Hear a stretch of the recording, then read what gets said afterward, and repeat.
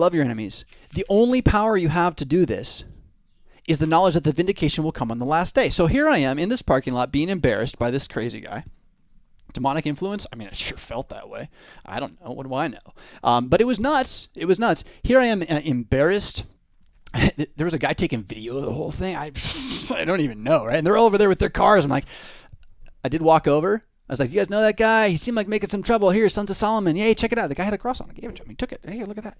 So whatever. It was embarrassing. It was overwhelming. It was unjust. I had no reason, humanly speaking, to be there caring about that place at all, wanting to help those people, let alone enduring the shaming, scoffing, demonic attack in a public parking lot by some guy of my own tribe.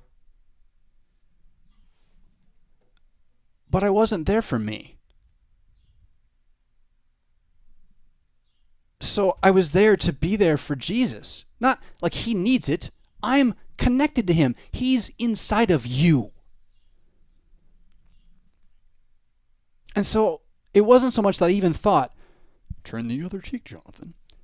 I just knew as I got up and walked toward him that I could not allow him to continue to spout evil, and that the only power I had was my words.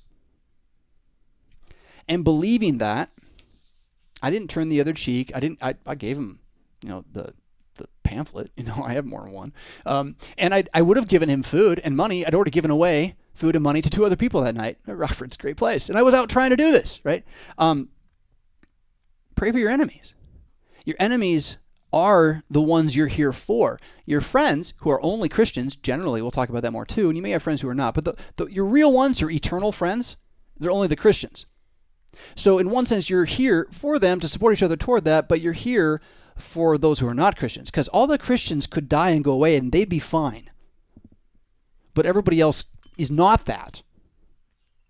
They're all sleepwalking zombie robot peoples, buried in sin, shame, and worshiping every image they can find that tickles their flesh, and then shouting about how kind they are. Barbarians.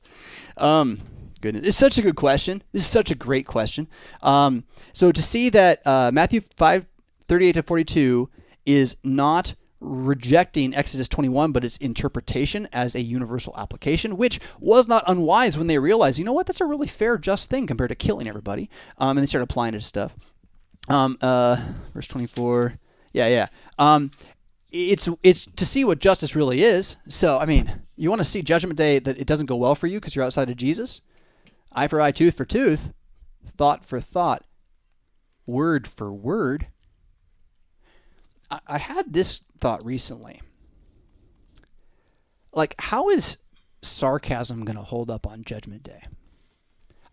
If you can think about Judgment Day as a day you're looking forward to, the way that's been imagined for me recently is like, I go through a lot of stuff no one ever sees. Just me and Jesus and the angels and demons. I think most people do. And Judgment Day is the day where everyone's going to see that mine was in Christ. And each moment will be vindicated. Every single one. So to look forward to that means to have the ability in a moment where you don't feel vindicated to hold your tongue anyway, and to do what you know is better for the group anyway, which at some point I'm going to advocate might mean taking the guy down to the ground, because if you're a cop, that's what you're supposed to do when he's being a riotous person in public. We don't have Batman. I don't want Batman. So I use my words instead, right? But the goal is to realize that we are here among our enemies to pray for our enemies that they become our friends. And that we do this by a confidence and a conviction that doesn't need to justify the moment with action, but can just let our words sit. So as he accused me as I drove away of all sorts of things again, I shouted and laughed out the window. I'm the mad Christian after all. I might as well be as psycho as the guy while he's talking to me. I was laughing at him. I'll see you later, But what he was shouting again is like, you're no Christian kind of thing. So, the battle is really about your heart and the principalities and powers of language and words and stories And if you get caught up trying to like fix it all by, oh, he told me my mama was mean and all this, right? Like you're falling victim to your pride. And it's not that Jesus is he's not asking something impossible. He's asking you to see what really is.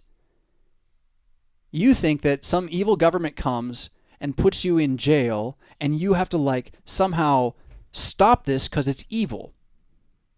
And you can try, but at the moment that it happens and you're there, you can also just know, oh, Jesus must have wanted this today. This must be what Jesus thinks is necessary, so I learn to pray better and talk about what I believe to myself, lest I forget it. What was it? I wanted to learn jiu-jitsu this week.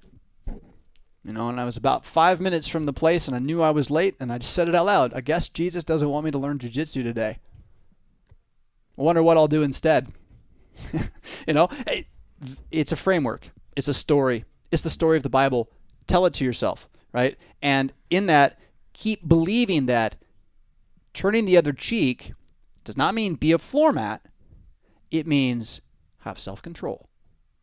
It means have self-control. It's far better. And Jesus' self-control enabled him to see that it was far better for one man to die for the sins of the people than for him to escape, especially once his time had come. Do notice that Jesus does leave a lot of times when they want to kill him. But he had a very specific awareness of his death. You don't. And he's told you, flee for the mountains. When you see them at the gates, go to the mountains. I mean, you have every right to walk out of any physically dangerous situation. You also have every right to walk into one, like I did last night. And to say, you know what? It's all right. I can handle this one for Jesus tonight.